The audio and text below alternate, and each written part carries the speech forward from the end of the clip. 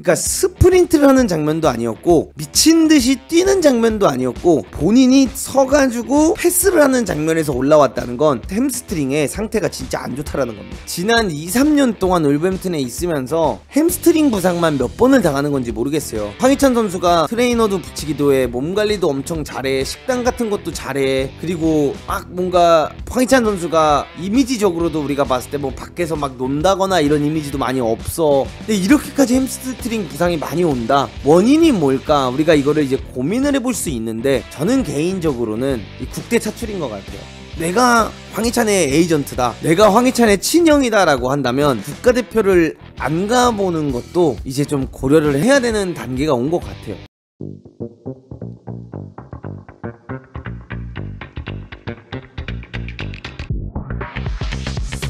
그래서 여러분들, 오늘 경기는 울버햄튼이 브라이튼을 상대로 1대0으로 이제 승리를 했고요. 울버햄튼의 게리 오닐 감독이 얼마나 좀 뛰어난 감독인지를 다시 한번 볼 수 있는 경기이지 않았나라는 생각을 합니다. 그러니까 경기의 주도적인 장면들은 솔직히 브라이튼이 더 많이 만들어냈는데, 이 울버햄튼이 로테이션을 조금 돌렸습니다. 네투 같은 경우도 선발로 안 나왔고요, 뭐 도슨 같은 경우도 선발로 안 나왔고, 그 다음에 사라비아도 선발로 안 나오면서 적절한 로테이션을 돌려줬어요. 세메두 같은 경우에도 선발로 안 나왔고. 근데 이렇게 로테이션을 어느 정도 돌린 이 상태로도 기회를 엄청나게 많이 만들어낸 건 아니지만 1대0으로 브라이튼을 상대로 승리를 가져갔다는 부분, 굉장히 칭찬할 부분이 될 것 같고, 이 게리 오닐 감독이 정말 대단한 것 중 하나는, 약간 국내 감독으로 비유를 해드리자면 이정효 감독 반, 김기동 감독 반, 약간 이렇게 가지고 있는 것 같아요. 뭔가 셰필드라든가 본인들보다 약한 팀을 상대로 할 때는 후방 빌드업부터 시작해가지고 아이누리를 인버티드 풀백으로 쓰면서 진짜 막 두들겨 패고 진짜 엄청나게 막 좋은 경기력을 가져가 줬다라고 하면은, 또 이렇게 브라이튼, 본인들보다 조금 더 공격적이고 본인들 공략을 잘할 수 있는 팀들을 만났을 때는 라인을 내려가지고 6백, 5백까지 구축을 하면서, 약간 에버튼이라든가 이런 팀들이 브라이튼 상대로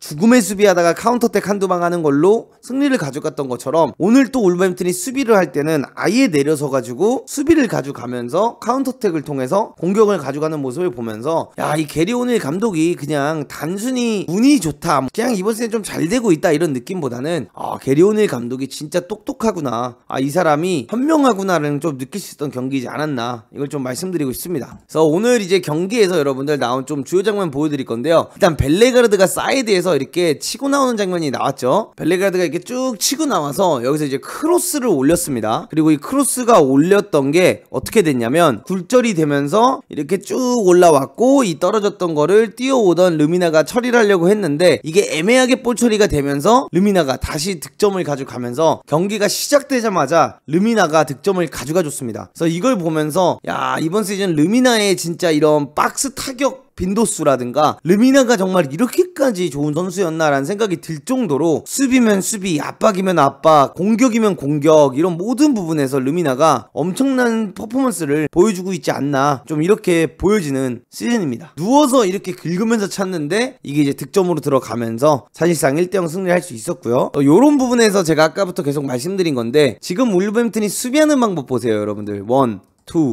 2, 3, 4, 5, 6.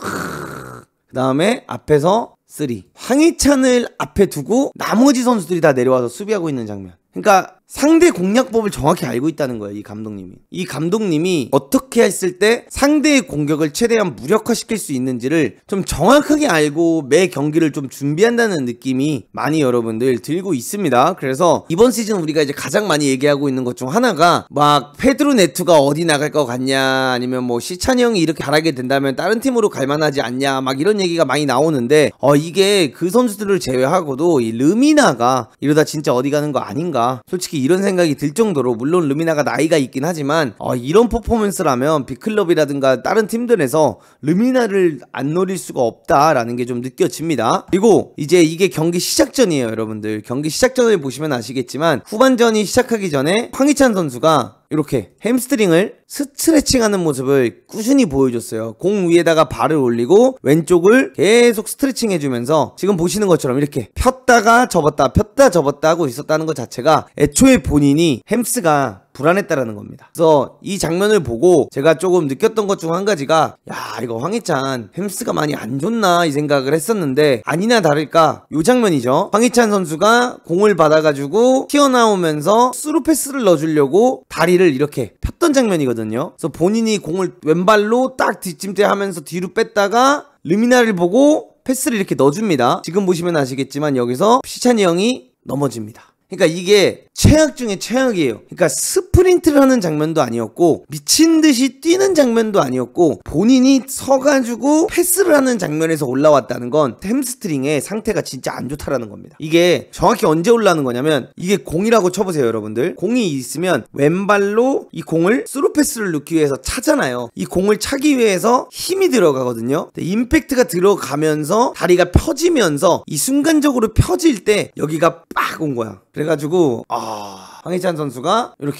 누워가지고 눈을 가리면서 굉장히 좀 고통스러워하는 장면이 나왔고, 의료진이 투입이 됐음에도 불구하고 황희찬 선수가 이제 다리를 쩔뚝쩔뚝 대면서 경기장 밖을 나가는 모습을 좀 볼 수 있었다. 또 부상이다. 이거 말씀드리고 싶고요. 굉장히 스트레스 받아 하고 스스로도 조금 짜증나는 모습이죠 여러분들. 그리고 마지막에는 이제 브라이튼에게 마지막 기회가 왔어요. 코너킥을 파스칼 그로스가 올렸고 덩크가 이런 세트피스에서 굉장히 위협적인 모습을 많이 보여주잖아요. 도슨이 교체로 들어왔는데도 불구하고 도슨이 헤딩을 땄습니다. 그리고 헤딩이 딴 게 스틸 앞에 딱 떨어졌는데, 야, 여기서 이거 스틸이 넣었으면은 진짜 엄청났던 경기가 될 뻔했는데, 아쉽게도 스틸이 이거를 득점을 못해주고 제대로 된 임팩트를 못해주면서 브라이튼이 이번 경기도 승리하지 못했다. 이 부분을 말씀드리고 싶습니다. 저는 개인적으로 이래요 여러분들. 이게 지금 어떻게 보면 황희찬 선수가 햄스트링이 뭐 한두 번 나가는 게 아니라 지난 2-3년 동안 울버햄튼에 있으면서 햄스트링 부상만 몇 번을 당하는 건지 모르겠어요. 근데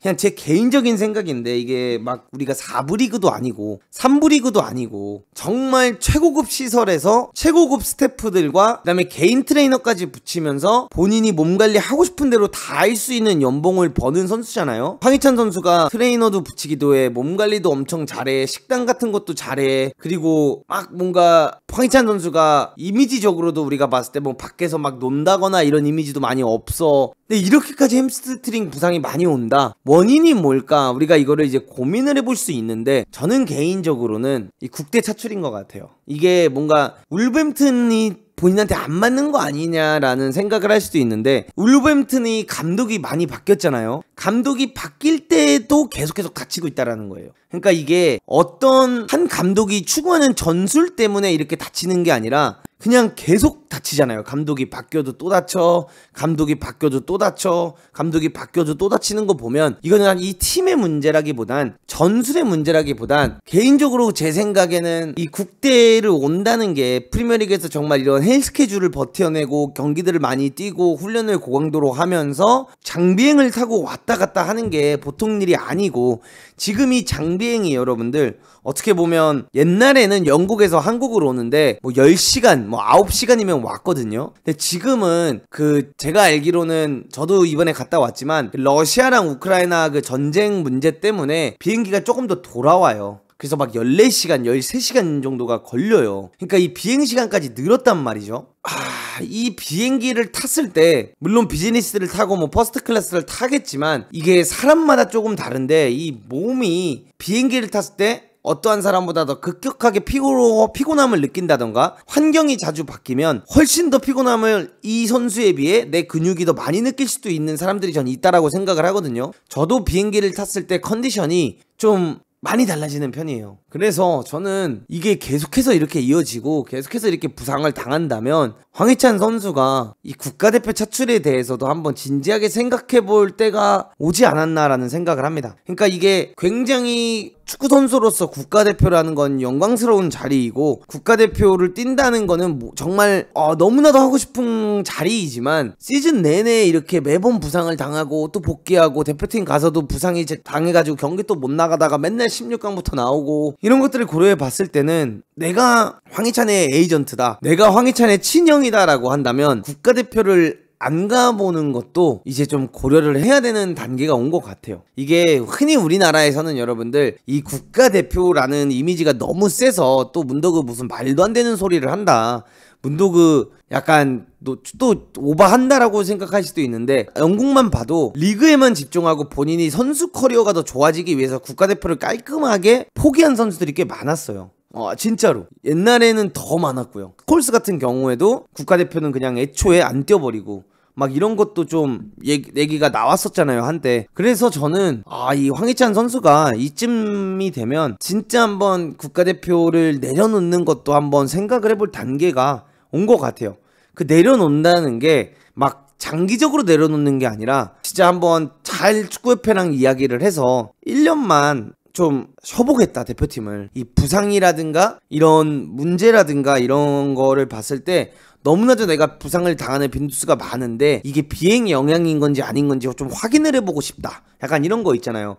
그러니까 이게 어떤 거냐면, 라이언 긱스도 여러분들 옛날에 이런 게 있었어요. 라이언 긱스도 어렸을 때 골반 부상이 심했다라고 합니다. 근데 이 골반 부상이 심했던 이유 중 하나가, 아무리 닥터들이 찾아보고 막 진짜 최고급 스태프들이 붙어가지고 야, 긱스가 왜 이렇게 많이 다치지? 긱스가 다칠 이유가 없는데 왜 맨날 골반을 아파하지라고 해서 막 진짜 집중적으로 연구를 해보면서 긱스의 뭐 이런 생활부터 시작해서 모든 패턴을 분석을 했대요. 근데 긱스가 골반 부상이 많았던 이유는 본인이 사용하던 자동차 때문이었다고 합니다. 본인이 어렸을 때 샀던 자동차, 어린 선수 때였다 보니까 아무래도 돈이 엄청나게 많이 벌 때는 아니잖아요. 그러다 보니까 그때 쓰던 자동차가 클러치가 있던 자동차였어요. 그래서 왼발로 클러치를 밟으면서 자동이 아닌 수동 자동차를 몰았거든요, 긱스가. 이게 막 출퇴근하거나 뭔가 이렇게 운전을 할 때 길이 막히거나 이럴 수도 있잖아요. 그래서 수동이다 보니까 브레이크도 밟고 클러치를 계속 세게 눌렀다 뺐다 눌렀다 뗐다 하면서 왼쪽 골반을 계속해서 클러치에 갖다 댄 거예요. 그러면서 그것 때문에 골반 부상이 심했었다라고 하거든요. 그래서 긱스가 차를 바꾸고 나서부터 골반 부상이 사라졌었어요. 근데 뭔가 이런 것처럼 황희찬 선수도 좀 이런 정밀 분석이 나는 필요하지 않을까. 이게 이렇게까지 많이 햄스가 온다는 건 무언가 있다라는 거라고 저는 생각을 해요, 여러분들. 진짜로. 그래서 단기적이 됐든 뭐가 됐든 내가 국가대표, 내가 장비행을 안 했을 때 내 몸 컨디션이 어느 정도가 될 수 있는지 한번 생각해 볼 때가 좀 된 것 같아요. 이게 당연히 국가대표에서 황희찬 선수를 너무나도 보고 싶고, 당연히 황희찬 선수가 활약을 하는 모습을 보고 싶지만 안타까우니까, 이렇게까지 부상을 당하는 게. 맨날 뭔가 폼이 올라오고 있고 항상 잘하고 있을 때 햄스트링으로 맨날 나가가지고 한 달 정도 쉬다 돌아와야 되는 거 보면 좀 너무 안타까워요. 그래가지고 이 모습 보면 슬프잖아요, 여러분들. 보세요. 이거 봐. 진짜 이런 모습들을 보면 너무 마음이 아프고, 이게 이제 스프린트도 아니고 킥하다가 이게 올라왔다는 건 진짜 햄스트링 상태가 안 좋다라는 거거든요, 여러분들. 시찬이 형이 나이도 사실 막 손흥민 선수처럼 막 92년생도 아니고 96년생이면 어떻게 보면 진짜 아직도 엄청 젊은 상태이고, 축구 선수로 봤을 때는 진짜 아직 한창일 나이거든요. 근데 이 한창일 때도 이렇게 자주 햄스가 올라오는 거 보면 저는 좀 정밀 분석이 한번 필요한 시기가 온 것 같다, 좀 이렇게 말씀드리고 싶습니다, 여러분들. 근데 황희찬 선수가 몸 관리하는 거 보면 개인 트레이너도 붙고 식단 관리도 열심히 하는데, 이렇게 오는 데는 분명히 무언가의 생활 패턴에 문제가 있는 거거든요. 이게 반대로 만약에 뭐 컴퓨터 게임을 많이 한다던가, 아니면은 축구 선수가 하루 일과가 사실 여러분들 운동 시간을 제외하면 24시간 중에 한 4시간 운동에 소비를 한다고 치고 그 나머지 시간이 휴식 시간이고 노는 시간이잖아요. 근데 이게 컴퓨터 앞에 오래 앉아 있어도 이게 올 수 있어요, 충분히. 그래서 이거는 조금 훈련적인 부분보다는 제가 봤을 때는 좀 생활적인 부분에서 한번 잘 분석을 해서 잡아봐야 되지 않을까, 이렇게 생각이 좀 드는 하루이지 않나, 이렇게 바라보고 있습니다. 그래서 시찬이 형이 좀 부상 없이 한 시즌을 완벽하게 소화하는 시즌을 봐보고 싶다 말씀드리면서 오늘 후토크는 마무리하도록 하겠습니다.